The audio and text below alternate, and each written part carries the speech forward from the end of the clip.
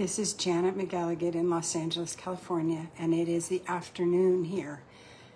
And the reason I'm coming on a second time is because of all of the evidence from the Battle of El Fasher.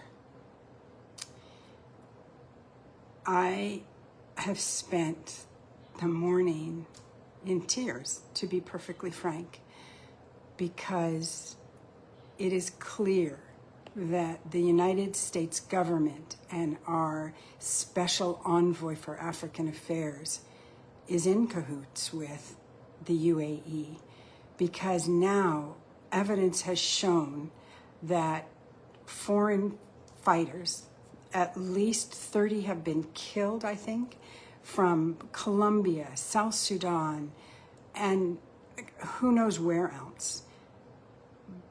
But more importantly, they have murdered over 10,000 civilians. I'm going to show you.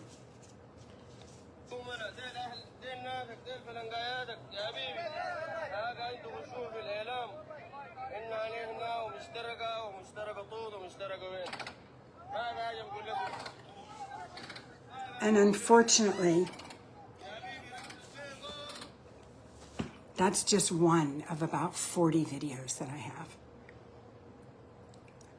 Not long ago, I purchased a domain name called SudanWarCrimes.com, and I think SudanWarCrimes.org.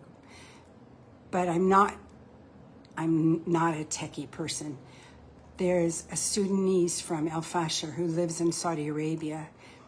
He was in the hospital for the last month, I think stress-induced, because a lot of his friends and family have died in El Fasher.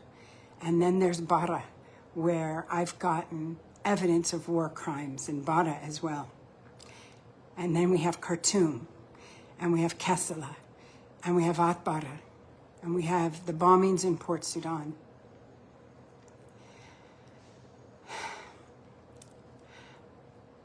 And I know that the UAE doesn't want this ever to see the light of day, because I was offered several $1,000s for the sale of the domain name. And right now it's just a domain. I don't even know how to make a website. And seeing all of this is far different than living it. And I know that President Borhan's speech today, you probably wanted to see him come out much stronger against the United Arab Emirates for what they're doing to this country. But I'm a child of a military officer. My father was in the Air Force for 20 years, and he and I butted heads all the time because I felt like he had no emotion. But in order to be a military officer, you have to be able to put your emotions aside. And I think that's what he's doing, because I couldn't do that job. I don't want to be that kind of person that has to face this. It's hard enough to see this secondhand, but to be in the midst of the battle could tear your heart and your soul apart.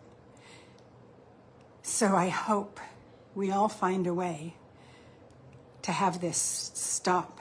And when it does, I will need everybody's help to collect evidence for the ICC, the International Criminal Court, and the ICJ, the International Court of Justice. And I'll turn it over to whoever knows how to do these things. But I'm also telling the United States, this is evidence of genocide on a mass scale. We must cut arms to the UAE. We must cut support to anyone who has helped in this, because those RSF barbarians talked about killing all the black people, and yet they also have the same color skin.